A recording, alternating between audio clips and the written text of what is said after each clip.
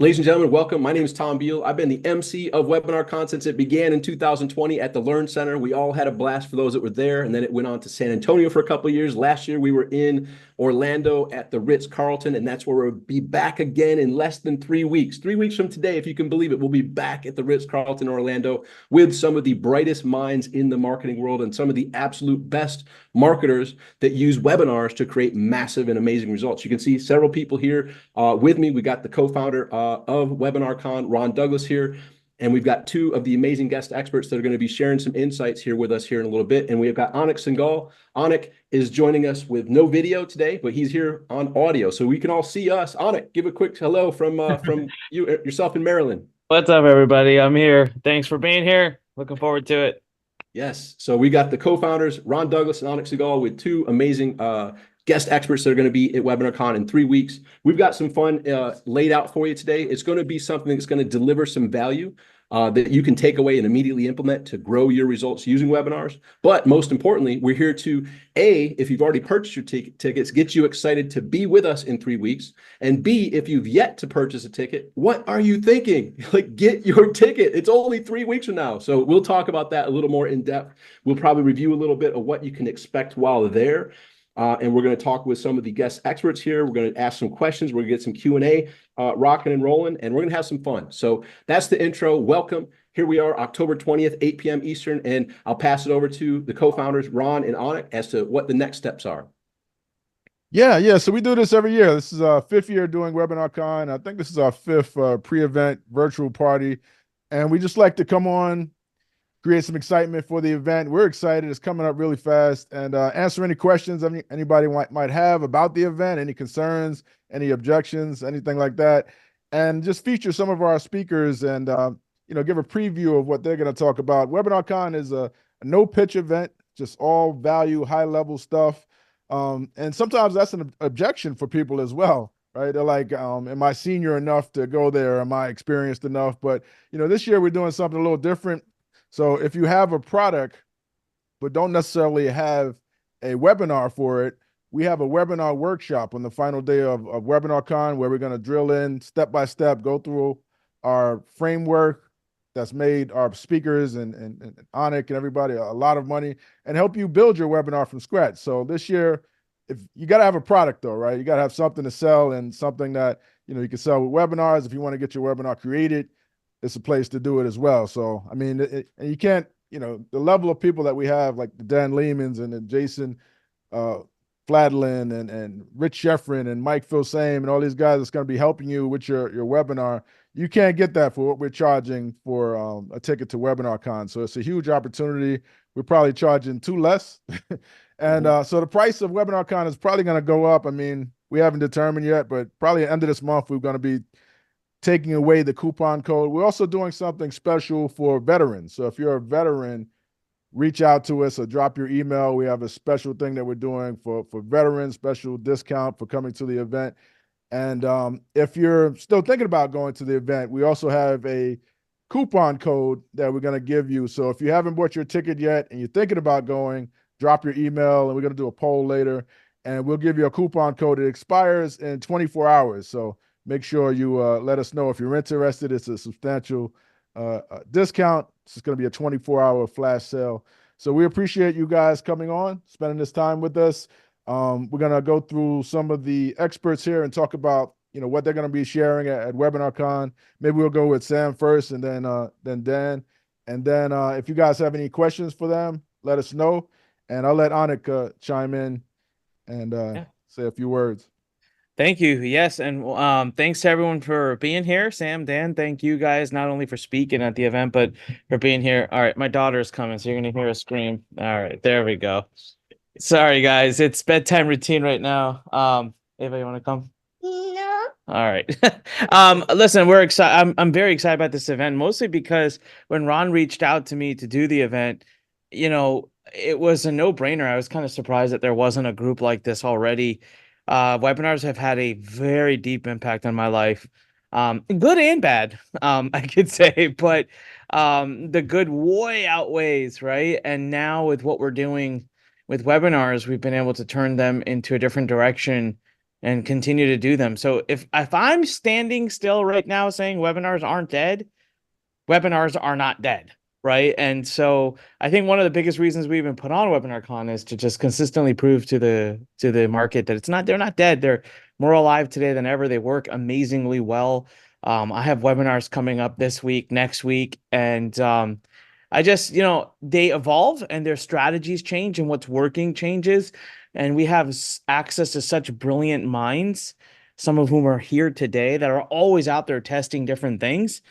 And it is so awesome to be able to have a central place for us to fly into. And it doesn't hurt that it's at a Ritz-Carlton in Orlando and it gets to be really fun. It's a beautiful hotel. And so we get to meet, and you know what? We attract the best, not just the speakers, but the attendees. That's why I think we probably have the highest like repeat show rate, because people just have made this now in November is just WebinarCon month. Like they know that this is the event they go to. So we will not disappoint this year. It will be bigger, better. Like it'll just be better than the past years as they all continue to get. I know that I'm working on a unique presentation, I'll say, but a much needed one, a special presentation that I think everyone who's there will be able to resonate with and appreciate. So yeah, that's it, Ron. Just and if anyone's wondering why is Onik not on camera, I had a rough day today. I spent most of it in urgent care. I'm fine. I'm okay, but I've been asked to just kind of stay in bed, and that's why the daughter is getting ready for bedtime, so she wanted to come in and say goodnight. But I want to miss this. So here I am, just taking that excuse to be on turn my camera off. And as Tom said, nobody wants to see me laying around in bed. So Ron, back over to you, or hey, Sam, take it away, my friend. I mean, you're one of the OGs in this space and constantly trying new things and testing new things. So, Yeah, Ernest, before we pass it to Sam, you guys yes. want to go over the schedule? This is our first time sharing it publicly. Oh shit. Yeah. Let's do it. Yeah. Take it away, man. See if I Sure. can share So mine. it begins November 11th. As Ron said, Veterans Day. Some people said, wait a minute, isn't the first day Veterans Day? And the answer is yes. So you will be there probably November 10th, getting ready for the kickoff on November 11th, which is Veterans Day. Ron, you want to detail the schedule or? Yeah, can you see my screen? Yep, can see it. Yep. So November 10th, we're going to be starting off with an early registration, and then we have a welcome mixer, have like cocktails and hors d'oeuvres, and people just come network and hang out. That's going to be 7 p.m. So we recommend everybody fly in on that Sunday, and it's going to be at the Ritz-Carlton. Amazing resort. You could play golf. You could it's a water park. The weather should be nice in Florida, so it's just top notch 5-star. And then we're going to kick off early on Monday. We have a regular check-in. And then we have this thing called coffee and kickoff, where we try to get everybody in there early. We have free coffee. We're going to be giving, this includes meals, includes lunches. So you guys get lunch on us, some high-level stuff, some, really good Ritz-Carlton food. And then Onik is going first. Onik's going first on Monday, the 11th. He has his unique presentation, and then followed by Dan. Dan's going to talk a bit about what he's going to discuss. And Chase Buckner from High Level Software. They're going to talk about some of the industry trends that they're seeing. Then we have this thing called Speed Deals. So WebinarCon is more than just a speaker event from the stage. It's an event where we try to let everybody get to know each other, where you can make business deals, where you can meet everybody in the room. And we like to kick it off with this thing called Speed Deals. It's kind of like speed dating, but for networking, right? So you're at a table, someone's there in front of you, you get 3 minutes or 5 minutes, talk to that person, and then that person switches, and then someone else comes. So you get to meet everybody on the first day in like kind of a rapid fire type of thing. So have your 30-second elevator pitch straightened out before you get there. But I mean, so many deals have come from this event. I mean, so much money has come from, people doing deals. And, I hear from people all the time, like people got clients at our event they're still working with.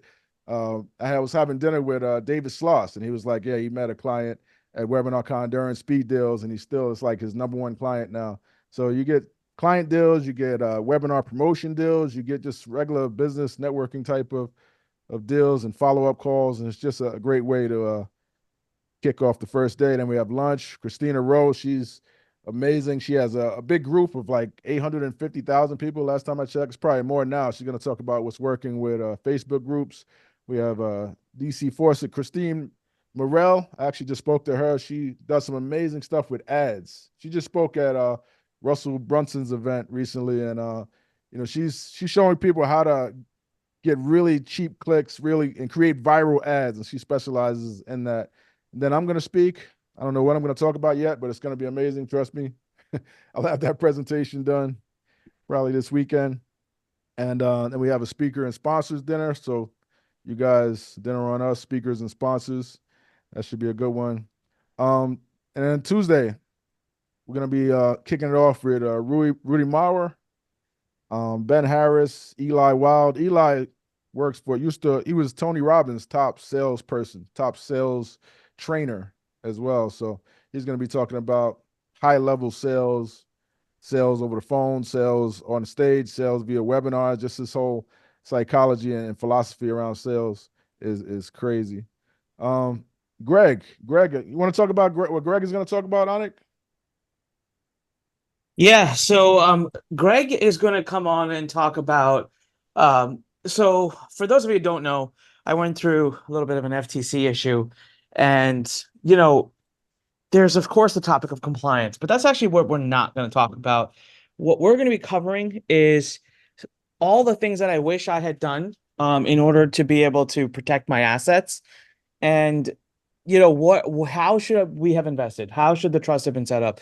How should all the different pieces of my net worth been managed to be able to drastically drop the fine that would have been paid? So he's got a really powerful presentation about that. I'm going to be up there with him because I've got a lot of firsthand experience, right? Having filled out a financial request form now, I see, and having negotiated with the FTC, and it's not just the FTC, by the way. This carries over to any lawsuits. I mean, I know people right now being sued by their customers, class action lawsuits. And so there is a way to, if you build your assets in a way that can safeguard you from even the government, then you're really well protected against consumers and others. So he's going to share some of the simple techniques and some of the simple things. I've done the math. Had I done everything that he shares, I would have cut my fine probably by about 70 to 75%. It would have been a huge amount. So it's just a great insurance policy to have. So we're going to have him there, myself, and then we'll be hanging back after that just to kind of answer all your questions and, go over all of that with you too. So going to be powerful. I can't recommend that talk enough. Yeah, asset protection is huge. He's going to get into trust and all that type of stuff. I mean, it's really stuff that you would pay a lot of money to an attorney to learn, but you get to learn it at WebinarCon. Then we're gonna have the I just man, want Jason to Flatley. add this, Ron. Sorry, I just want to add, you said a lot of money. I've spent over $100,000 in the last 10 years, and partly it was my fault. I didn't get things set up correctly, but that world of asset protection is a complete shit show. And I didn't get things done properly, which showed in the end, but he is just epic. And the way he shows things, it's so simple to understand because I never could understand it. So yes, it's very expensive, but it is not when you apply his strategy. So I actually recommended this talk, even though it was kind of off the beaten path a little bit. I was like, yeah, it's just so important because it would be worth so much money to everyone in that room. Yeah, absolutely. Absolutely. Getting money is one thing, but keeping it is the hard part, right? So that's going to be a very important session. And we have the man Jason Flatlin, the webinar genius. He's going to talk about what's working with webinars. So I'm not going to go through all of these, but that's basically the schedule after lunch. And we have this thing called the traffic panel. So with the traffic panel, Sam's going to be on that. What we're doing is each of our traffic experts are going to get 10 minutes solo presentation from the stage to talk about what's working for them and for their clients and their top tips. And then after each of them go, we're going to have a panel where we bring them all back in, and they're going to be, answering questions and just vibing and talking about just whatever comes up from the panel. So that should be good. So then later on that night, we have our big party. We're doing one big party this year with DJ Chuck Murdoch. We're going to have rum tasting and cigars and music, 8 p.m. That's going to be great, man. I'm looking forward to that one. We had an epic one last year. DJ Chuck Murdoch, he's actually my brother too. He's a professional DJ, and he keeps the party going. And then the final day, it's going to be Wednesday. We have Rich Sheffrin. So it's not many talks on this final day. It's going to be mostly about the webinar workshop. and about networking. So we're going to have some facilitated networking exercises. So for people that have a webinar already and are happy with it and just want to network and make deals, they're going to be in one room. And for the people that want to, fine tune their webinar, improve it, or just create a webinar from scratch using our framework, we have the webinar workshop for that. So it's like pick your adventure there. So that should be good. And we close it out. So it's going to be a great one. I mean, this event, as Anik mentioned, people come back, people love it, and I'm proud of it. And it's become a brand on its own, and word is getting around. We get a lot of referrals from people just telling others you have to come to WebinarCon. So I'm proud of that. So I'll turn it back to you, Tom, and we'll let some of our speakers share what's going on. All right. Yeah. So Ron, thank you for that breakdown of the schedule. And just on that third day, let me just to reiterate, like it kicks off with Rich Sheffrin, and Anik did a great interview with Rich. If you haven't seen it, go to Anik's page or in the WebinarCon areas to note that video that Anik did interview with Rich. And he shares what he's going to be speaking about, but also after that, as Ron pointed out, that's your choice to either go network to get more JV partners and things of that nature, or learn from some of the top webinar marketers on how you can either create your webinar or fine tune it to really dial it in. And just to give you a point of contact, Ron, you mentioned how we might be underselling this. When I was president of Rich Sheffrin's company, Strategic Profits, over a decade ago, we had services similar to that, and it was a $25,000 minimum investment, right? Just to get that type of knowledge and direction. So this is truly a game changer. And speaking of true game changers, we got two amazing minds here that are going to be guest experts at WebinarCon, and they have a finger on the pulse of what's working now versus what worked years ago. Like what's actually happening in the real world right now to produce those great results. And we're going to kick it off with Sam Bell, his expertise goes from the beginning, like right to what are the ads that get people to go to register for the webinar, to knowing all the dynamics, to keeping them on, closing, all that whole dynamic. So I had the privilege of interviewing Sam. You may have seen that interview. He's a master at what he does. But Sam, we're appreciative that you're going to be there sharing your wisdom and insights at WebinarCon in 3 weeks. But for now, like, what are some insights for those people that haven't yet purchased their ticket or have purchased it and they're excited to be there in 3 weeks? Like, what can you say about the state of webinars right now? And what are some things that might be immediately implemented by our friends that are on with us here this evening? Yeah. So first of all, I'm excited to be speaking again and sharing the stage with some of the best and brightest minds when it comes to webinars. And it's always a privilege. So for those people who are going to be attending, I'm going to be discussing in greater detail about what's actively working right now with webinars. And, there's three main components, right? So you have the webinar itself and the offer, right? Everyone knows like that's the core thing that you need to get work. But the one of the other most important things is the people, right? So how do you actually get people to the webinar? And in fact, how do you get the right people to the webinar? And then how do you properly indoctrinate and pre-sell those people so that way when they show up, they're actually primed to invest in your products and services? And so one of the things that's working right now is the strategy that we're using to put our ads for people who are registering in front of the right people and make sure that they're pre-qualified. There's some new technologies that emerged that has allowed us to use in-market data where we're actually running ads to people who are actively searching for products and services on Facebook, meaning that we're actually able to build databases and lists of people who are in market and apply income qualifiers. If you remember some years ago, there used to be an opportunity within Facebook and a targeting option within Facebook where you could actually target people based on their income. Well, they removed that, several years ago, and they've continuously removed a lot of the targeting options to where now you're having to use more broader audiences and actually qualify people based on the advertising itself, which works. But if you can increase the probability of your ads showing up in front of the right people by adding that income layer, that's going to allow you to make sure that your ads are showing to people who are not only interested, but also are financially qualified. And so that's one of the things that I'm going to dive deeper into at WebinarCon. In addition to that, I'm also going to be sharing, what we're doing to make sure that we're consistently getting high show up rates for our webinars, because most of the webinars that we're running cold traffic, meaning that these people, they never seen, they never heard about the person and individual. And so we have to do a really good job to indoctrinate them and get them excited to show up. And we're able to consistently on the low end get, 35% show up rates all the way up to 55, 60% show up rates in some cases on some of our webinars from cold traffic, and make sure that these people are also primed to buy. And so we'll dive into some of the sequences that we use to prior to them attending the webinar, as well as what are some of the things that we do to also train the algorithm so that we can begin to optimize our ads further down the buying side. So outside of just like optimizing for leads or registrations, how we're able to optimize for purchases while also self-liquidating our ad spend, so that way we can minimize and decrease our customer acquisition costs while also increasing the quality of attendees. And so I'm really, really excited to share, what we've been doing and what's working. And we're going to do a much deeper dive into that when we do the traffic panel. Yeah, I had a question for Sam.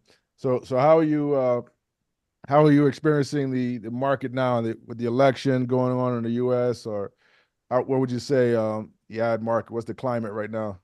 So people are definitely fearful. There's no question about that. And so you definitely have seen a change in the overall market, but people are still buying. And so I think it really boils down to how you're framing your messaging on your offer to appeal to where people are at emotionally and mentally, right now in the marketplace. People are still spending money, but they're definitely more cautious about what they're spending their money, what they're spending and investing their money on, right? So although things have shifted, it's still an opportunity. And also people need to realize too that there are some of the biggest opportunities when we have a recession, even though it's not technically a recession, it's what we'll call maybe like a quiet recession, right?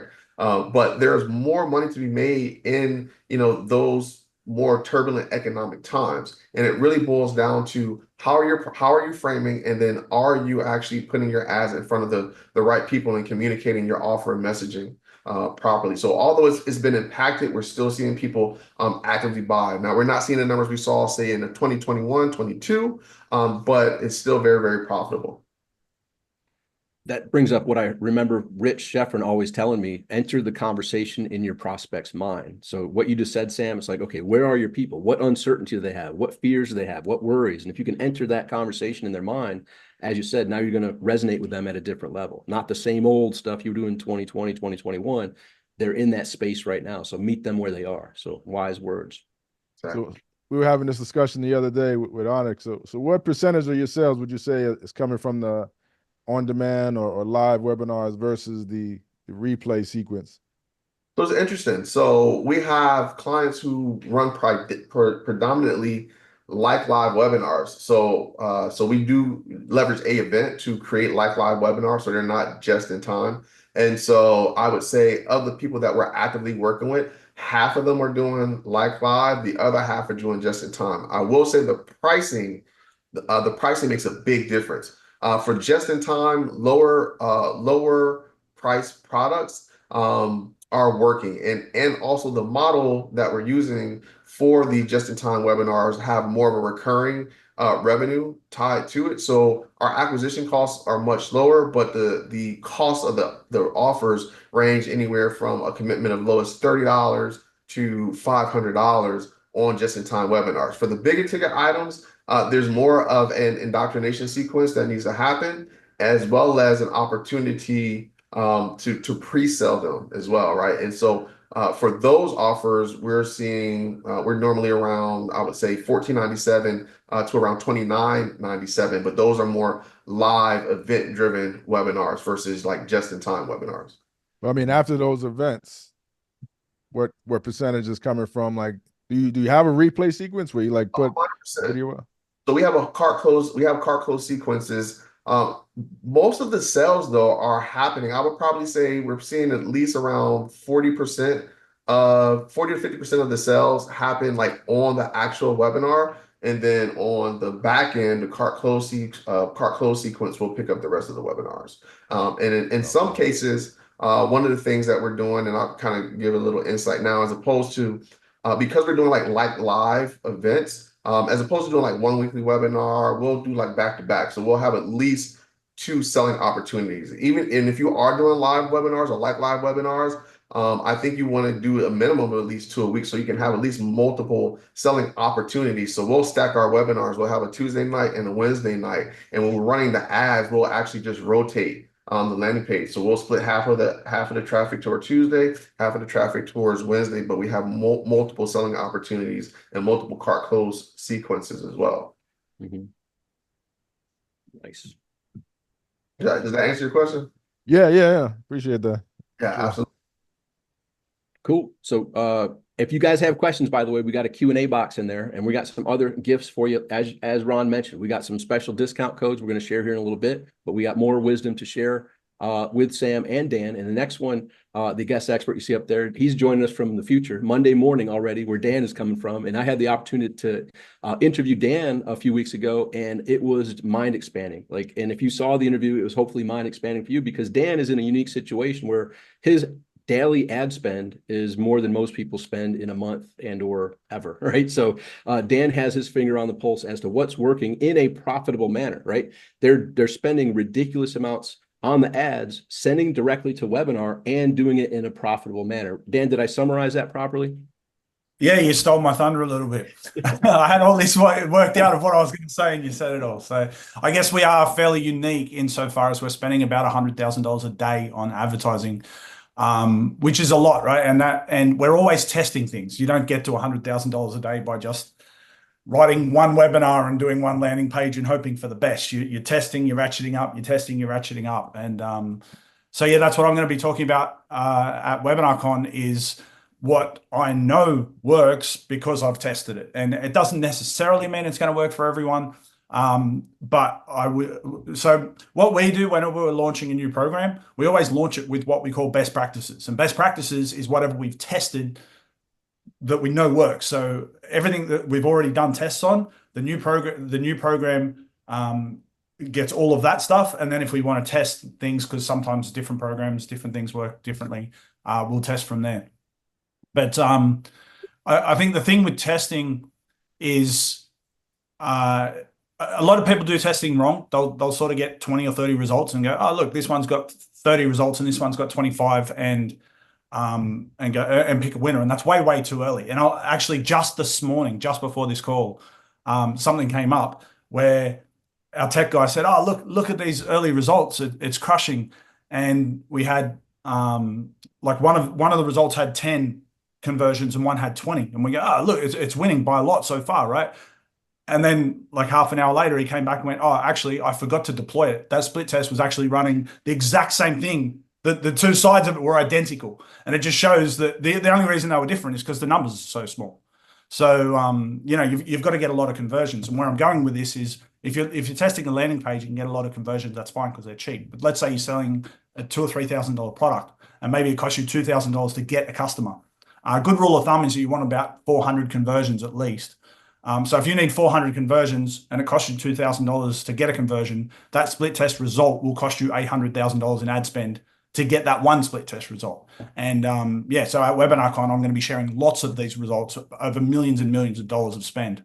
So hopefully I can provide some insights for people that would be very hard for them to get otherwise. And actually, there's a question. First of all, we got Joel Peterson saying, great stuff, guys. Joel, Ron, and Anik, he might be a good person to unmute and have him come on and share his results from WebinarCon. He did ridiculously well from WebinarCon 1 onward.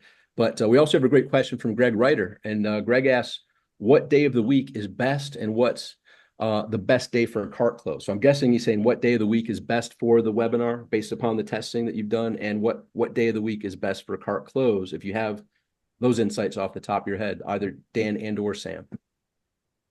I'll say what our bit, and then I'll throw to Sam because I'm not going to answer it in the way that he's looking for it to be answered. We do everything evergreen, and different to Sam, we do have a 2K product, and we do have just in time. But for us, at least, and it might be different in different industries. For us, we found just in time gives us a very large bump in conversions. And when we're measuring it. So what you'll find with just in time, you'll definitely get, and I'm sure Sam will agree with this, you'll definitely get a better show up rate you will get a worse retention rate. So a bunch of people will drop off your webinar a lot more than if they booked it for the next day or whatever. So you get a better show up rate, a worse retention rate. So the only real question is, do you get more sales or not? And that's what I was talking about. We spent $800,000 testing this and found that we do get better with just in time. So anyone that watches any of our webinars, there's always one in the next 15 minutes. So we don't have any set days. But to answer about live, I don't do them. So that's probably a better question for Sam. Yeah. So, yeah, great question. So what we found in terms of live, Tuesdays and Thursdays, and also Sundays as well, but the best conversion days, typically Tuesdays. And my belief around that, and we've done this across a few different industries, is that it's early in the week, and if depending on the type of offer that you have, if it's like a business opportunity offer or something like that, like when it's still early in the week, people are still kind of in the thick of things in terms of like their job, their 9 to 5, or whatever they have going on. So they're looking for opportunities, right? And something that's presented, for the opportunity for them to kind of escape that, that typically helps. So we've seen Tuesdays and Thursdays work really well. The one particular offer I mentioned, we run that both Tuesday and Wednesday, and again, sometimes Sundays works as well.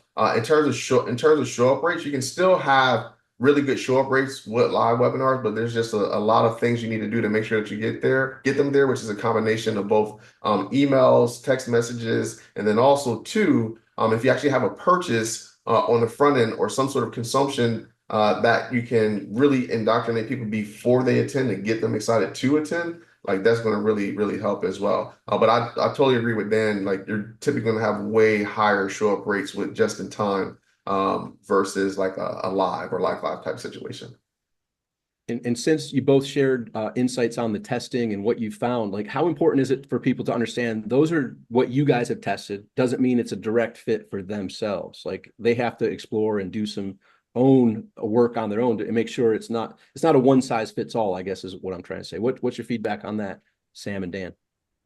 Yeah, I'll go with this. It's 100%. Like I said, every time we launch a new program, we will run separate tests on that one. But that being said, we do always launch new programs with best practices, which has come from testing. Now, a lot of people don't have the sort of budgets that we've got to test a lot of this stuff, right? So some of it you're going to have to either accept or reject, because like I said, anything that has a goal of a sale, and if the sale's a $2,000 sale, it's probably going to cost you 800 grand to test it.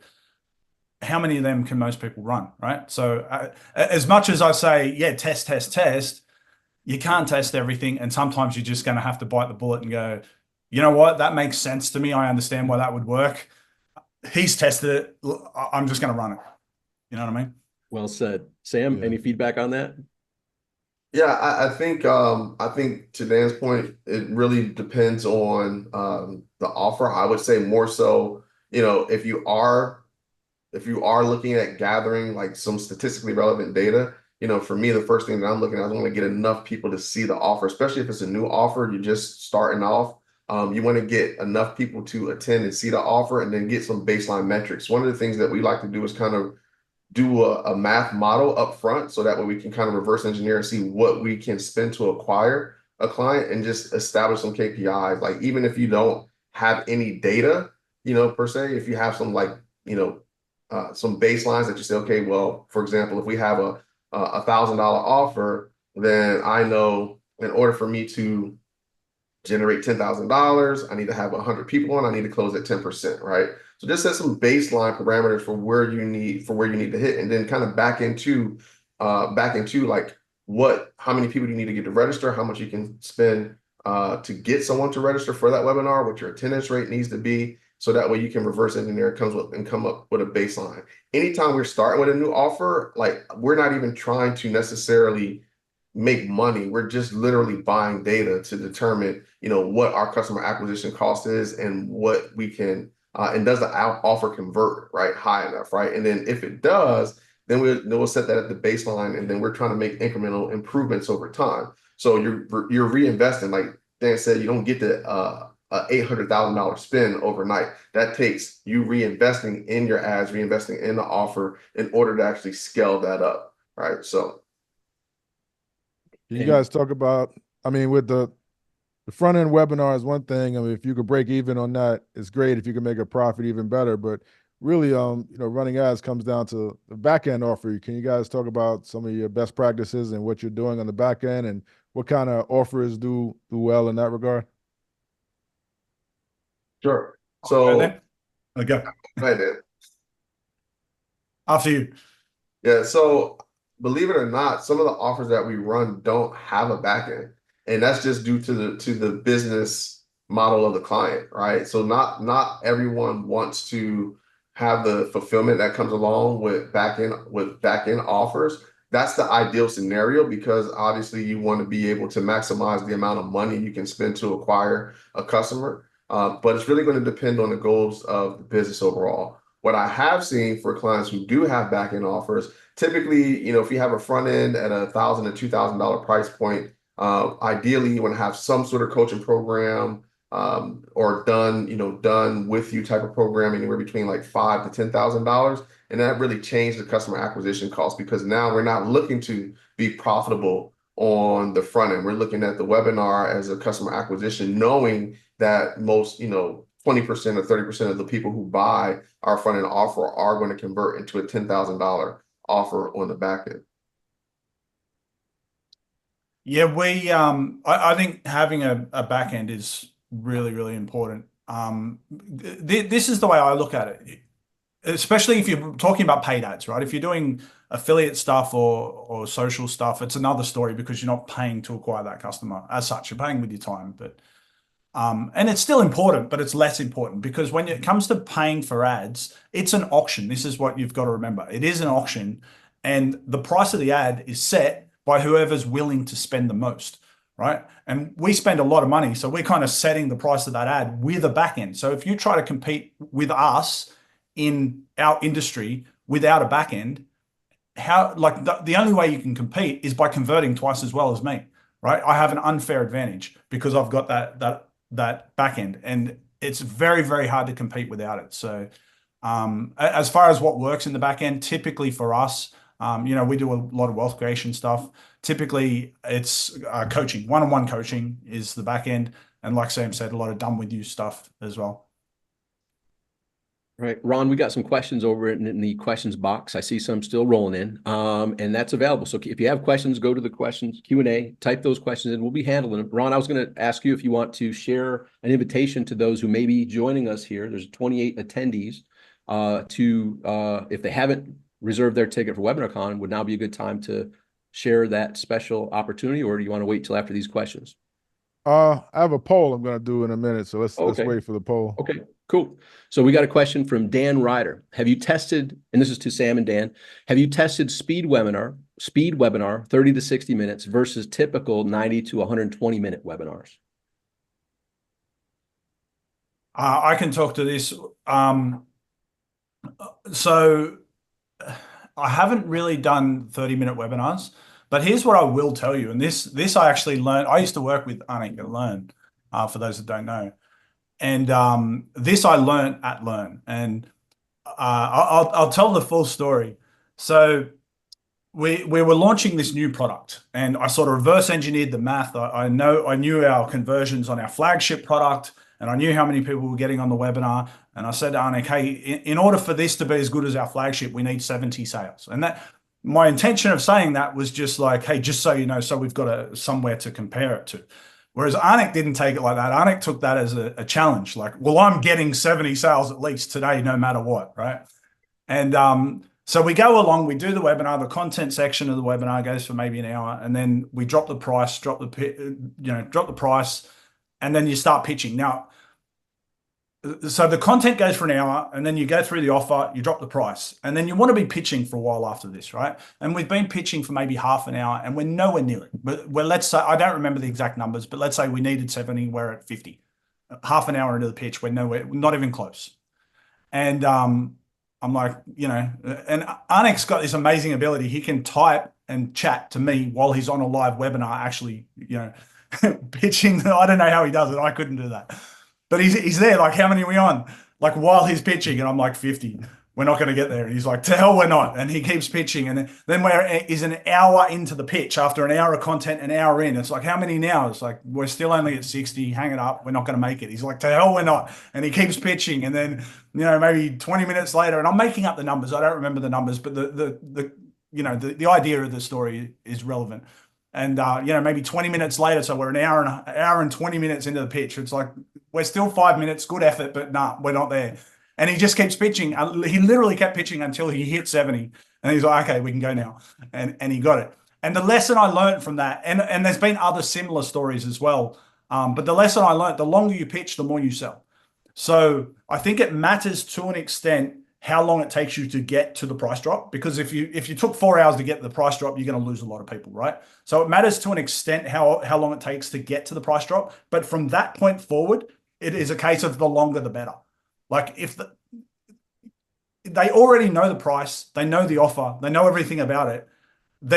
Anyone that's still there is just sitting on the fence, like, oh, maybe, they just need to hear that one thing. So say all of the things, and they might hear that one thing that pushes them over the edge. So I will say from experience, the longer the better, but that's only up until the content section. Now the content section, my general rule of thumb for length is take as long as you need to say what you need to say and no longer. So if you have a target length, let's say you say, I want it to be an hour and a quarter of up until the price drop. Well, if you've only got an hour worth of stuff to say, that means there's 15 minutes worth of fluff. And I would contend that extra 15 minutes worth of fluff is going to hurt your conversions, not help. And the same vice versa, right? Like if it takes you an hour and a half to say all of the things you need to say to get to the sale, and you're like, oh, an hour and a half is too long, I want to get down to an hour. That means you're going to cut out half an hour of important things, or you wouldn't have had it there in the first place. So I personally don't target a certain length. Most of my webinars turn out to be about an hour up until price drop. And then after that, like I said, the longer the better. So hope that was helpful. And then to piggyback off of what Dan said, Anik, we need about 70 more attendees and 2 sponsors. Anonymous attendee says, I've been on 4-hour webinars with Anik. Yes. I'm straight. My record, and I'm proud of it, is did you guys know that GoToWebinar has an 8-hour limit? They just shut off at What? and we hit it. And the way I discovered it was because at 8 hours they just kicked us off. 8-hour limit. That's awesome. And there was people still on. Yep. The rule I came up with for my close and my pitching, and I've kind of stuck with that now for a long time. Dan, I don't know if you remember this, but yeah. I came up with a 5-minute rule. If I go 5 minutes without a single sale, I'll start to wrap it up. But if I'm at 4 minutes and 40 seconds and all of a sudden I get a sale, clock starts again.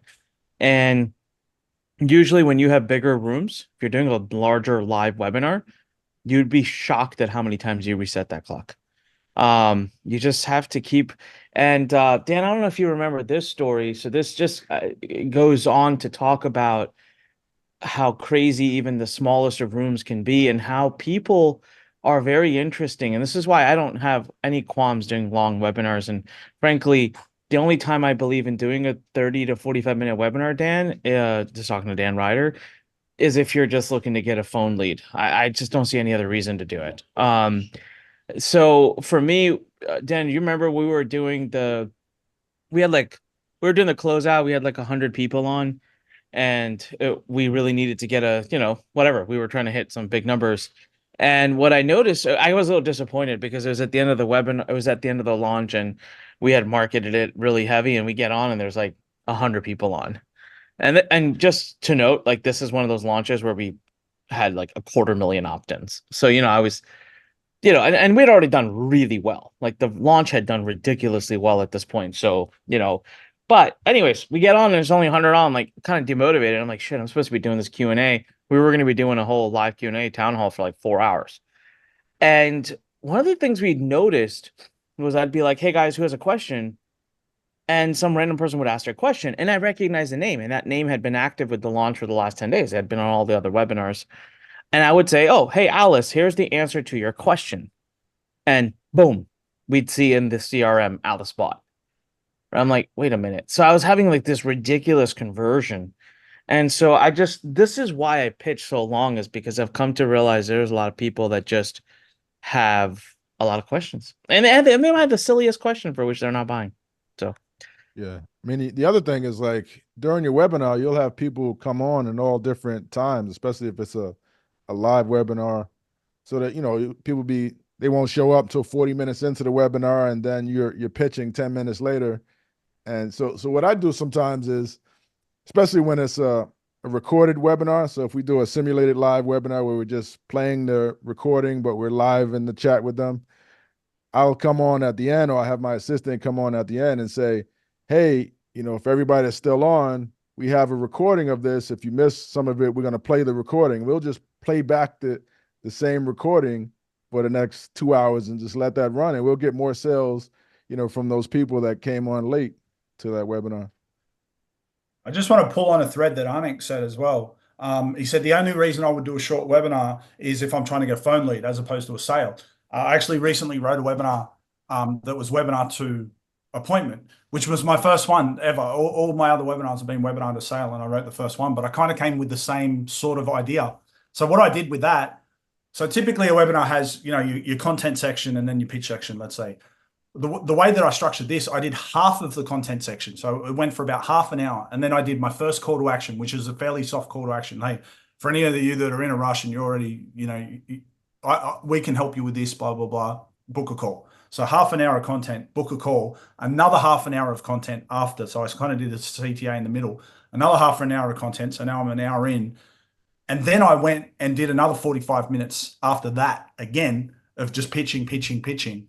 And that's worked really well. We're getting like 30% of the people that are getting on that call are booking a call. And that has just in time, which historically has a really low retention, but 30% of anyone that gets on at all is booking a call. So that's, even if you're just doing a book a call one, I would still argue the longer the better after that first call to action.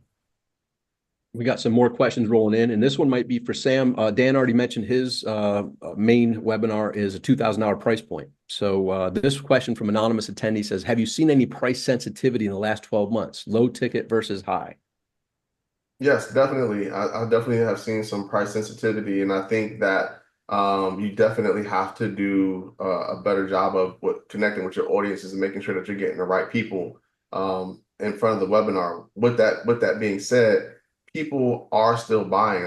Again, you have to frame. If you put it to you this way, if you're running the same exact webinar that you were 2 years ago and you notice your conversions going down, you obviously need to make some changes and tweaks to speak to what's happening now with the customer, right?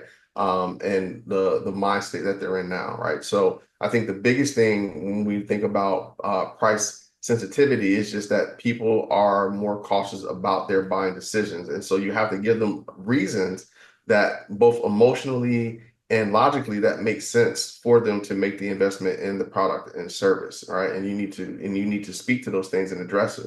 With a live webinar, or even like live webinar, taking all of that feedback, taking all those questions, and then incorporating that into your webinar pitch is like one of the best ways to optimize. So, I think making sure that you are doing them live, and again, especially when you're first starting off, which is why it's so important that you gather data and you have those Q&A questions, because those questions that people are asking, you can now address those and overcome those objections in the webinar. So it kind of creates like a feedback loop, for that. So you should definitely be paying attention to that. And if you're not, you're really missing out on the opportunity to help your webinar convert and perform better.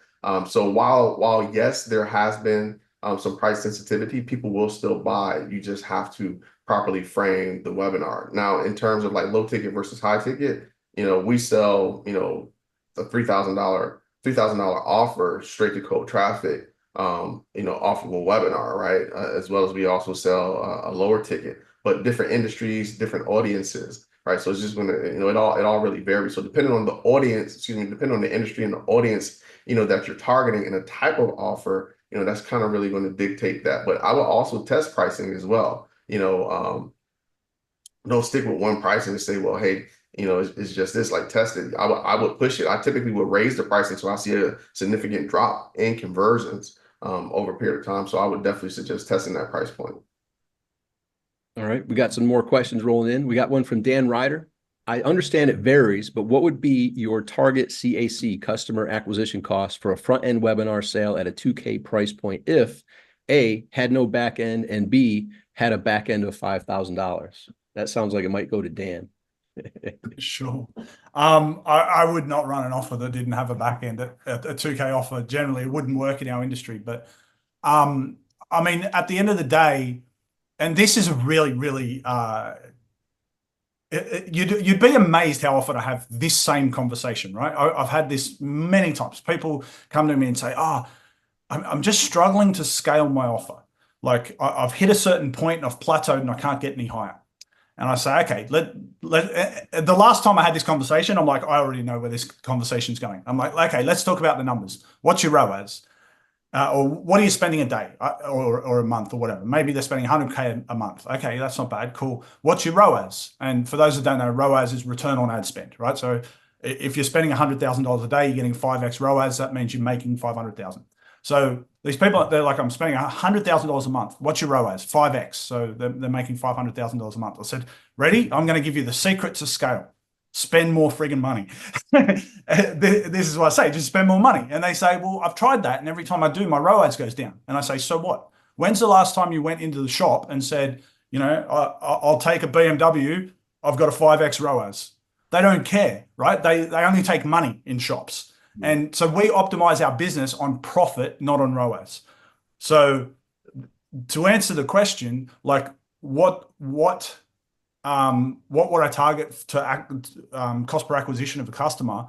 The answer to that question is whatever makes me the most profit, because typically the more you spend, the more it'll cost you per customer.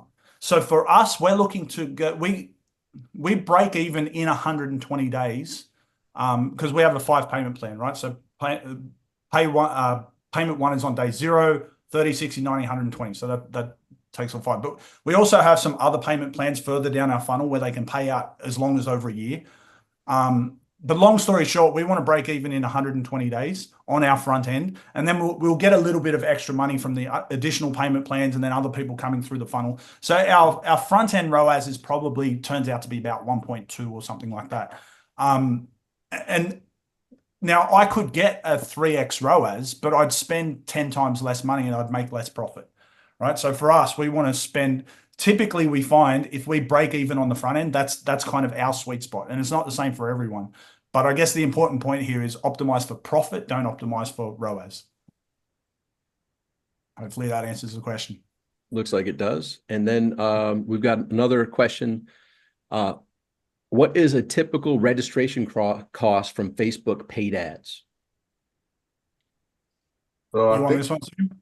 I mean, it really just depends on the industry, right? It's gonna vary, as well as how much money you're spending, as well as what you're optimizing for in the funnel, right? So, for example, we have some funnels where we actually have an upsell during, before, because so as opposed to just like a just in time for the live events, we actually have an upsell that basically people can buy a low ticket item before they attend the webinar, right? And so when we're optimizing for purchases, we're typically going to get a higher cost per registration, but we're getting a much higher quality attendee on the webinar, as opposed for just optimizing for registration. So I'm not necessarily optimizing for the best cost per registration. I'm optimizing, more so where I can create the most revenue from the registrations that are attending. With that being said, on average, we're probably spending anywhere between $5 to $10 per registration in some industries. When we're optimizing for purchases, we're probably seeing anywhere between $10 to $20 per registration. And I could not agree with Sam anymore there. He's spot on that and I guess to drive home Sam's point, it doesn't matter what. So for us, by the way, Sam was talking about $5 to at most 20. Our registrations are on average 50 to 60, sometimes as high as 90 to get a webinar registration. Maybe that's different industry, but also because we optimize on a 2K purchase, which not a lot of people are doing, right? and you optimize on a 2K purchase. So if I optimize on lead on webinar registrant, I can get a lead for maybe $10. If I optimize on 2K purchase, it's going to cost me 4 or 5 times more to get that lead, but it will convert 6 or 7 times better. So I actually don't care what I'm paying. I'll pay $500 for a lead. If they convert, if every second one of them converts, cool. What do I care, right? And obviously that's an unrealistic number. But historically, I have found that within reason, the more I pay for a lead, not only the better the quality of the lead, the better my return on investment. The higher, more expensive leads actually make me a better return on investment if it's more expensive because of the quality of the audience, as opposed to it's more expensive because of the poor quality of the ad. If you got a poor ad, then you'll get an expensive lead, and that's not good. So We So got another optimizing question. for purchase in that regard, a $2,000 purchase is going to get you a higher quality lead in general. You'd say 100%, like a much, much higher quality lead, which is much more expensive, but still worth it. But to do that, you need to be spending a lot of money on advertising to do that at all. So Greg Ryder asks, any comments on the back end of continuity versus big ticket? So I think that's decipherable. Like with an upsell, would it be a continuity versus big ticket, or what's your data look like as far as an upsell, continuity versus big ticket?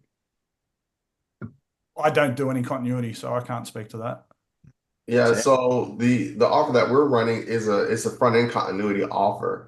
And so with this particular client, we've been trying to get them to develop a back end offer. So their whole business model is based on recurring revenue, and they also supplement that with affiliates. So I think the business model also really is going to determine, what that looks like, right? So they're able to acquire customers. We're able to acquire customers at profit into a continuity model, so they have the recurring revenue. And then once they have those customers, they do probably more than quarterly JVs, like big joint ventures where we're talking, 7-figure promotions, right, with their customer database. So that's a totally different model as opposed to if I'm, just looking to break even on the front end, then I'm upselling it to a 5 to 10K offer. I would suggest, based off of my experience, though, if you only have a 1K to 2K offer on the front end, like it makes absolute sense to have a 5 to 10K offer on the back end, whether that's, done with you, coaching, whatever the case may be. And I want to make a statement, Ron and Anik, I'm not sure if you'll agree with, but this one person, anonymous attendee, asks a lot of questions, and they're good questions, but here we are. We got our face out here. We got our names out here. So I'm going to skip the anonymous attendee questions until you reply in there who you are. Like, you got some great questions in there, but I don't know, Ron, Anik, if you agree with that, but we got some other people that are sharing their names with some other great questions. What are your thoughts, Ron? yeah, it's our competitor, WebinarConference.com. Reveal thyself, anonymous. Right. So I appreciate it. You've had some great questions, and I'll just state, he had another statement here. Caleb O'Dowd and Fladlane are doing 3+ hour webinars with great success. That goes back to the Dan and Anik conversation about how long should, 30, 60 minutes or longer. So I like your questions. I like your feedback, but come on, we're past the anonymous stage at this point, in my opinion. So let us know who you are, and we'll keep rocking. Otherwise, I'll skip on to some other people that posted their names here. So we got JP Butler. JP Butler says, good evening, everyone. I'm going to be a first-time attendee and also building out my first service offerings. What is WebinarCon like for someone just getting started, and how do you personally, when you hear a pitch, know that an idea has legs and could take off? How can I best prepare as a super new newbie for the best WebinarCon experience? JP That's Butler. a loaded question. That's it. Right. That was Ron. It was Ron. We see that, right? So yeah, so we have someone. Yeah. So any feedback, Ron, Anik? Well, I mean, you're going to be in an environment with a lot of people doing a lot of exciting things, and I would just go out of my way to just pick people's brains, ask them what they're doing, and find out how, if you can help them somehow, or how you can get more involved in what they're doing and understanding, and especially someone that's doing what you're doing in the industry that you're in, or selling something similar. I would, get them drinks, follow them around, be in their circles, be their best friend for the 3 days that you're there. How to best prepare? Well, WebinarCon, I mean, we're not going to have a lot of super new newbies. Do you have a product that you're selling already? You're building out, you have an idea for a product. You're building out your first offering. I would try to get my product ready, as soon as possible before the event, and just have a goal in mind as to what you want to get from the event ahead of time, and have a plan and have an agenda when you get there, and kind of visualize the kind of person you want to meet at the event, because there's going to be all type of people there doing exciting things. You might, talk to someone like Sam, who has an agency, and they have a full service agency where they, do funnels and they do all the setup for you. Someone like him might be a good person to speak to while you're there once you have your offer together. I'll add a couple. So this event, it is very different than most other events.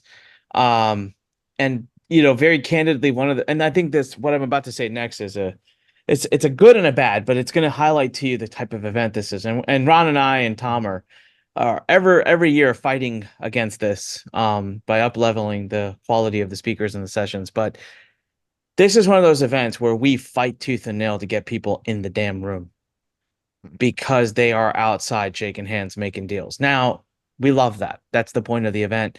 But also, there's amazing knowledge being shared inside. And so this is not the event to come to and you can, but I don't recommend coming with the mindset of sitting in the back, taking notes, which is good. This is definitely the event to go around, shake hands, and get to know people, which is why we do the speed networking, because there are people. I mean, people wouldn't say this about me, wouldn't know this. I'm a total introvert. I do not like, human engagement. But when you get into a speed networking, you're forced to, right? So you end up learning who's who, and do it earlier, right? So that's why we do the speed networking on day one, because it opens up the event for you. So definitely come prepared to shake hands, to get to know people, to talk to people. And this is the other thing is, this is one of the unique events where everybody there is okay with it and inviting it. All of our speakers, all of our VIPs, they know that they are not just supposed to come speak and then disappear into their rooms or go hide. They're open to, want to, and welcome being approached and spoken to. So I would just really highlight that about this event. As far as preparing for the event, I can't think of anything in particular. I mean, honestly, just, come, the event in and of itself is pretty complete.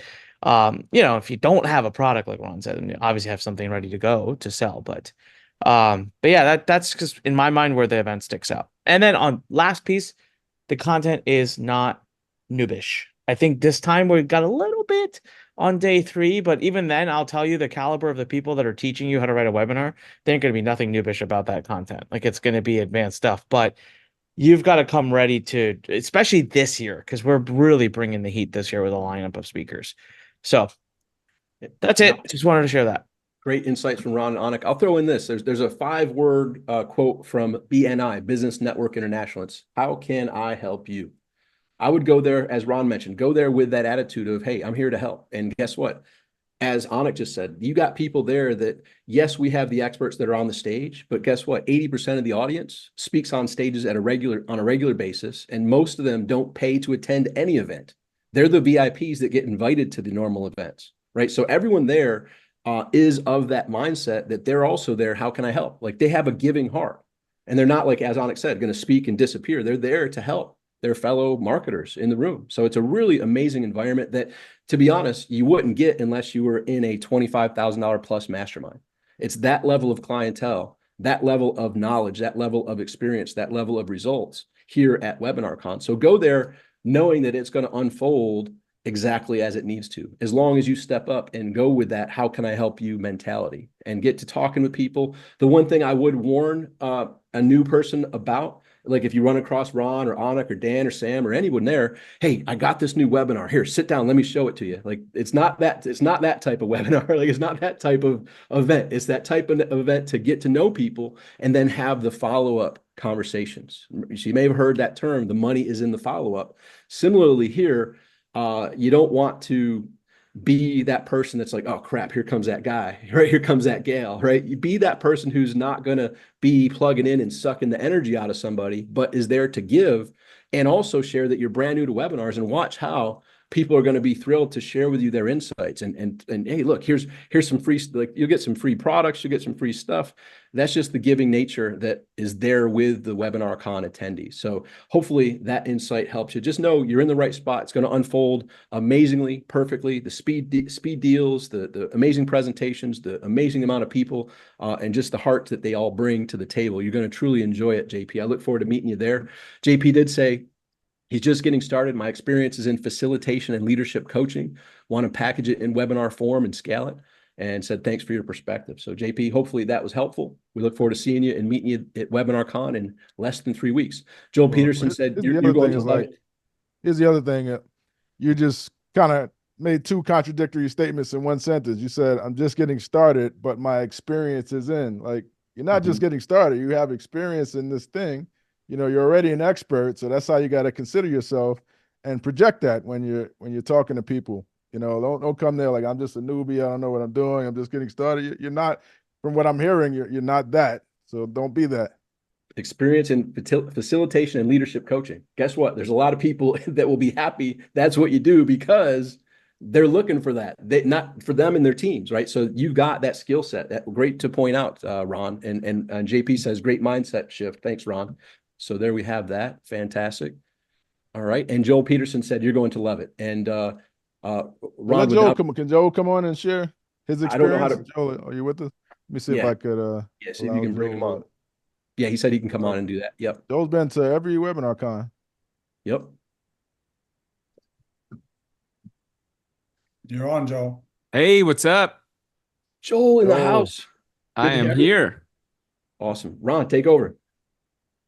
Yeah, so I just wanted you to just share your experience at WebinarCon, how you see the event, what do you think people can get from the event, and why do you keep coming back other than sure thing. Coffee and Tom's good looks? Sure thing. I only go to 2 events a year, and WebinarCon is one of them. I've been to every single one of them, and I'll keep coming. You guys just keep having these. I'll just keep going because like you just mentioned, it's people that are actually doing stuff and people that are, you always learn some nuggets. You always learn some strategies, some tips, no matter what level you are. But the people that you network with in the room, the ideas that you get, and, you're probably going to make some deals there as well. And it's just phenomenal. I mean, it's like coming back to family, and it just increases our bottom line every year. And there's always new people that I meet, and then I reconnect with people that I've known in the past, and it's an awesome event. So highly recommend it. Take advantage of the event and network as much as you can, and just keep coming back. It's great. I'll ask this, and Anik may slap me for asking it, but I got to ask it. I mean, I remember after your first WebinarCon, you made some deals during the speed deals, and you came back the next year. Your results aren't typical. We can't make any promises that any deals will occur, period. Sure.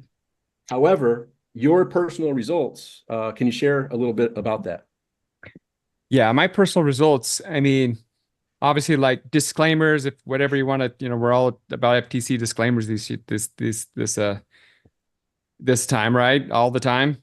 But I can just honestly say, from my first time of coming to WebinarCon to now, I've made millions of dollars in my business from the relationships that I met at WebinarCon. I mean, we're just constantly running our webinar business over and over again, and some of the same people we met at the first couple, we're just continually, some of our affiliates are promoting some of the paid traffic strategies. But yeah, it's definitely put millions of dollars on our bottom line.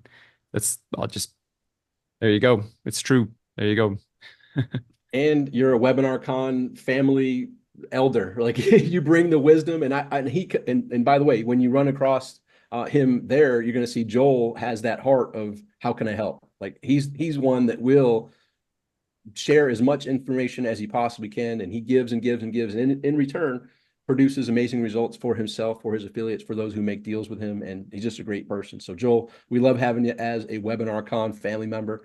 Ron or Anik, anything else to add for Mr. Joel? Joel's been there since they spoke at the first event, and he's been there since day one. Joel was actually the first person to ever pay for for WebinarCon. And the way that happened was we did a webinar together. I promoted his webinar, and then I said, "Hey, Joel, I can show you how to take some of that money and make some extra money. You know, buy this ticket to WebinarCon. We're gonna have all these other promoters there at the event."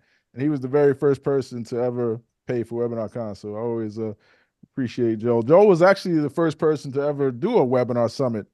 You know, prior to WebinarCon, he was he did a thing called the Webinar Summit, like maybe 2011. Yep, yeah, 2011. 2011, Yeah. 9 years before WebinarCon. Wow. Very Awesome, nice. awesome. Awesome. So on that note, I want to do the poll here. So this is for anyone who's thinking about who hasn't signed up for WebinarCon yet. What we're doing is we're having a 24-hour flash sale for the people seeing this and even seeing the recording. It's going to go on until tomorrow at midnight. So here's the question there. You guys can answer. Are you interested in a special discount on WebinarCon during this 24-hour flash sale? Yes, please contact me. Maybe let me know what it is, or I can't make it this year, but thanks. If you guys could answer that for me, I'd appreciate it. We're going to keep that up for about another 30 seconds here. I appreciate you guys participating in that. Ron, it tells me hosts and panelists can't vote. I can't vote in this one. I'll be there. Yeah, you're already going to be there. So. And this was just the tip of the iceberg. This is a fun evening. I'm happy y'all joined us, and we hope that you're interested in participating in WebinarCon. It's going to be the best one yet. Super pumped. Yeah. One of the cool things about WebinarCon too, it's not a huge event with like 5,000 people or something.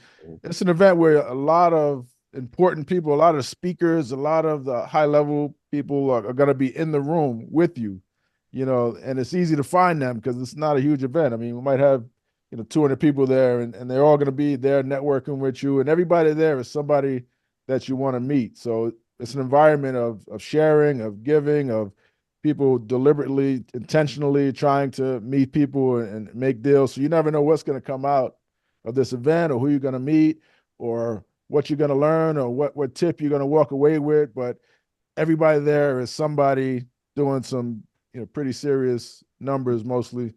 And so creating that environment is what makes WebinarCon special, I think. And I did from Anonymous. The Anonymous, he's like, oh, I didn't know it was showing up as Anonymous. His name's Drew, but he said he's going to be in Italy. So he's going to miss WebinarCon. He's going to be in Italy. Ron, weren't you just in Italy? Yeah, it was just in Italy, yeah. In Rome. Ron was just over there. Cruise. So. Yeah. Civiccia, is that how you say it? Civiccia?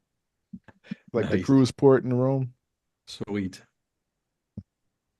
All right, we're going to end this. I appreciate you guys participating, and for everybody that answered, we'll reach out to the email that you gave us when you signed up for this Zoom. So thank you.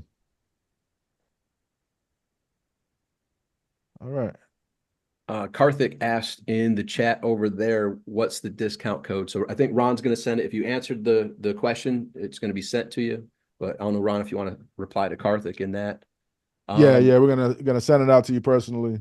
Cool. And Drew says, I'm leaving for Aviano, Italy this week to help my son build a house. Won't be back till spring. So, all right, Drew. Well, we're happy you're able to join in today, and you did ask some great questions. JP Butler says, thanks for your time tonight, everybody. We'll see you there, JP. We're excited to have you there.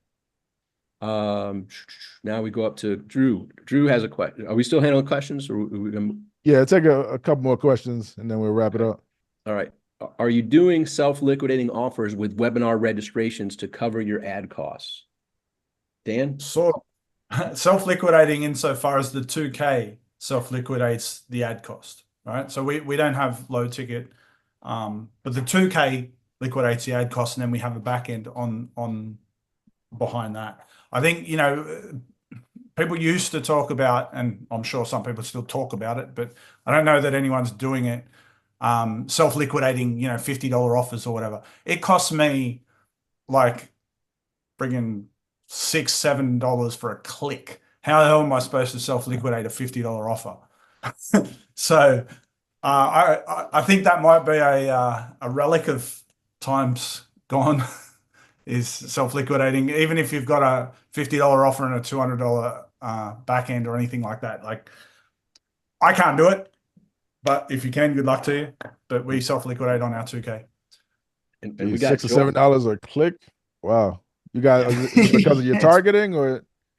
Yeah. Well, no, the optimization, I think. Well, actually, so that's Australian dollars for a start, which is still, $4 or $5 a click.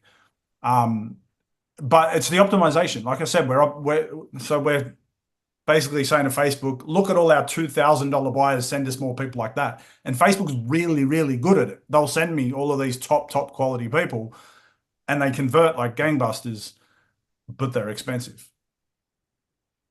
Gotcha. What do you think about that, Anik? I know you. Cost me, just to give you an idea, like I said, it cost me, again, in US dollars, we're talking like $40 to $50 just to get a free webinar registrant. So if it cost me $40 to $50 to get a free webinar registrant, I'm certainly not self-liquidating any $50 products, right, where I want them to pull out their wallet.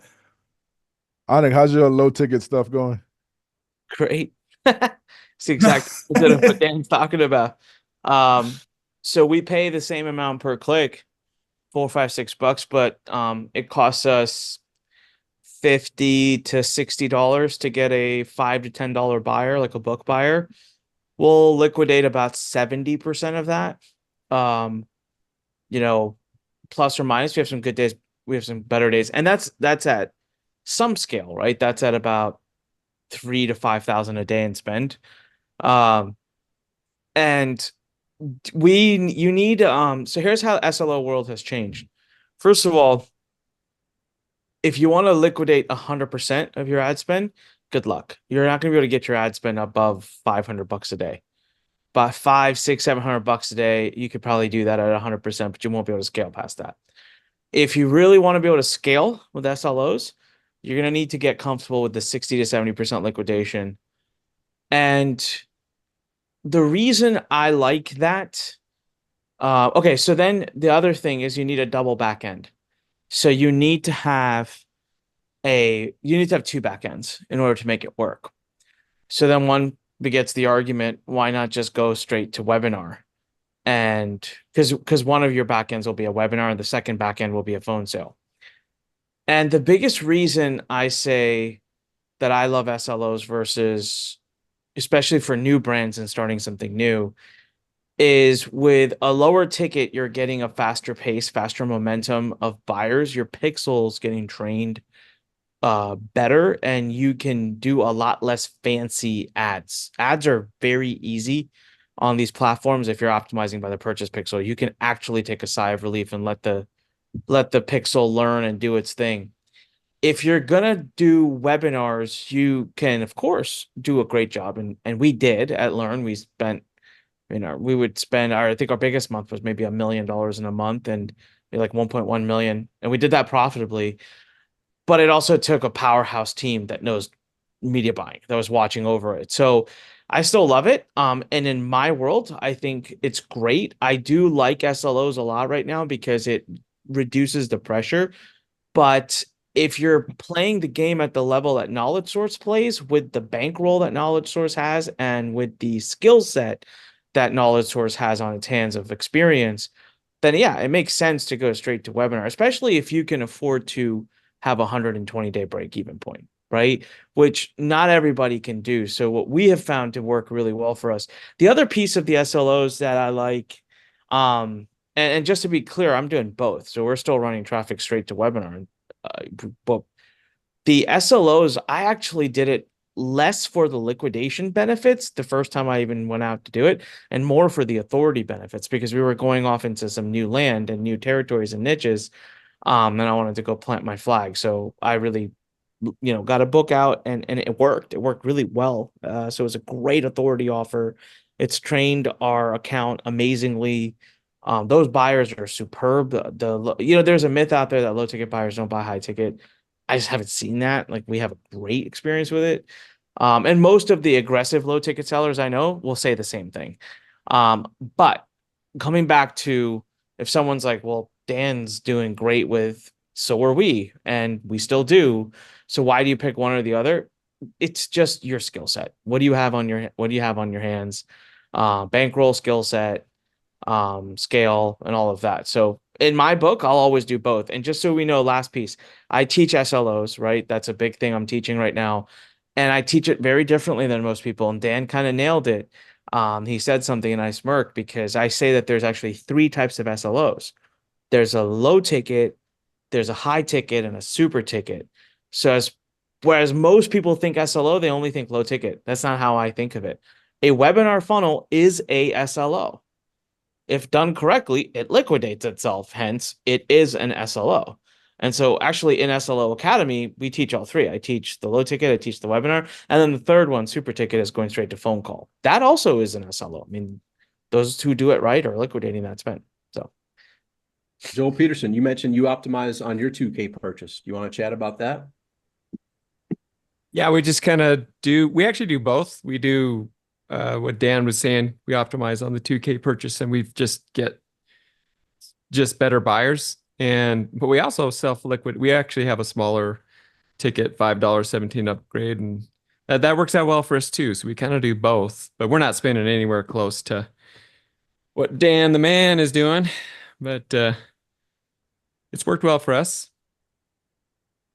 Just to Arnick's point too, I think it very much is a skill set thing, right? Because I would love to do a self-liquidating or anywhere close to it for the reasons that Arnick said. You know, the pixel. I love feeding Facebook pixels. They feed you lots of money back, and it's great for that. So we tried, but it was costing us like $300 to get a book buyer, and Arnick's talking about getting them for 50, and that's, you know, I like to think I'm really good at webinars, and I guess that's just more suited to my skill set than the self-liquidating offers. All right. So we're happy to have you as a WebinarCon speaker because of that. That's right. Just don't get me as a self-liquidating offer speaker. When we do SLOCon, we won't have you. Drew, who will be in Italy, asks, if my front-end product is 5K currently sold via booked calls, should I create a lower ticket program at 2 to 3K price point for my webinar, or do 5K programs still sell well on webinars? I think it depends on the industry largely. I could talk well to like the biz op space because that's where we do a lot of our stuff, and I would probably not sell a 5K direct on the webinar in biz op. But if you're doing something like real estate, for example, I think you could probably get away with it. Or trading, something like that, you could probably sell straight on a 5K. Yeah, I'd say it's heavily dependent on industry, and also just what have you got to offer, right? Because if you've always got that danger is if you want to come up with the 2K. So that first answer was whether or not you sell the 5K straight on the webinar. But if you come up with a 2K, there's always that potential that you'll cannibalize your 5K, right? Like if your offer's not good enough, it won't convert. There's no point in doing it. If it's so good that it does most of the 5K anyway, no one's going to buy your 5K. So I'd need to know more about what the offer is and how much stuff you can break up. But even 2 and 5, I'd probably say is too close anyway. If you were going to have 2, what we do, we have like a 2 and a 10, or 10 or thereabouts. All right, we got a few other questions. Let's see here. Greg Reiter. Greg, good to have you here again. How do you figure EPCs for JV webinars when a JV hosts the webinar? Ron and I were actually having this conversation. Ron's a JV for one of the offers that I'm running right now. And basically all I look at is the unique clicks from the affiliate link based upon the affiliate commissions earned. So you take the commissions earned divide that by the unique clicks, and there you got your earnings per click. That's what the EPC stands for. So that's through your affiliate portal, whatever affiliate program you're using should show the unique clicks and the I think he means if they're hosting the webinar, right? So the only unique clicks you would end up having are the clicks to the order page. Correct. Right. Yeah. Which still would give an earnings per click, right? Yeah. You'd ask them what. Someone knows the answer. Yeah. Whoever's hosting it, that person knows the answer. Yeah, right. Yep. Whatever their commission is, how many clicks do they get and divide it. And it's a little more complicated, but that's the math. Dan, all right, that we already covered all that. That was the cost of acquisition. That was a while ago. Drew says a friend of mine spends 50,000 a day on Facebook ads. He does 75K in revenue, nets 25K. He said, screw ROAS, just spend more money and smaller ROAS multiple. Kind of what Dan, you said earlier. That's what I said. Yep. Right. Spend, the money's going to be more. Well done. Tom, clarifying. Okay. Dan Ryder. Okay. 100K per day. So 3 million per month in spend. That's to Dan Lehman. So Yeah, it varies day by day, and there's times when we do more than that. There's times where we do less than that, but yeah, in that sort of ballpark. cool. Drew says the best KPI is did you make a profit? That's right. That's right. It's good KPI to How have. much profit? Yep. There we go. Always nice when you make more money than you spend. Yep. How do you even spend 100K a day? Do you have like a black card or attached to a bank account somewhere where it's just 100K coming out every day? Yeah, it's a debit card. Debit It's card. not a Okay. credit card, so you just got to make sure the money's in there, right? All right. Gotcha. And Dan Ryder asked Dan Lehman, what niche? What niche is that in? Bizop. BizOp. Okay. All right. So we handled all the questions, ladies and gentlemen. Well done. All right. So there we have it. Ron and Anik, what else do we have on the agenda here? Yeah, I think that was it. I think that's Buy a your little bit about tickets. everybody. That's it. Buy your tickets. If you haven't bought your ticket yet, Damn tickets. This was a tip of the iceberg. This was just a fun session. It's going to be profit expanding when you're at WebinarCon. You already heard Joel Peterson share that not only was he there for WebinarCon 1 and all of them since, but he'll always be there because the ROI is that much. Like the ROI is on point. Now you go there with, like we talked about, go there with that giving heart. How can I help you? Knowing it's going to unfold exactly how it needs to unfold. Just participate, play full out while you're there. Meet the people that are next to you. Talk to the people. Get involved in the speed networking. Meet the people. And with your niche, there's going to be people there that a deal may be in place. And from there, profits and friendships and business partnerships and lots of good things are going to come from that. So you got to be there though. So get your ticket. Ron, you want to let them know how and where they can get their ticket if they haven't yet? Yeah, so we're having a flash sale. You could drop your email. We're going to reach out to you if you are interested in that, or you can just go to WebinarCon.com. There's a 30% off coupon code on the page, which is going to be expiring probably about a week. Yeah, that's it. I mean, it's not difficult to sign up if you're ready to go. Drew says, I bet Ron's wife can spend 100K a day. Yeah, no, she can't. No, she can't. No, no. Ron got that locked down. Got limits. She wouldn't be my wife if she could spend 100K a day. No, she can't. Great answer. Great answer. So there we have it, ladies and gentlemen. Thank you for joining us for this WebinarCon preview. I am super excited to see you all there in less than 3 weeks. It's hard to believe how quickly this year has gone by, but guess what? Ron just turned 50. I just turned 52 a few months ago. Onyx just a baby at around 40 something, but what we've noticed is the months, the years, the decades go by fast. So I'm excited to see you all in Orlando at the amazing Ritz-Carlton for WebinarCon, where all the premier amazing marketers are going to be meeting. It's the place to be. If you've got your ticket, congratulations. We look forward to seeing you there. If you don't have your ticket yet, get your ticket right now. One of the people here said they have to fly from Australia. So, get your ticket, book your travel rates.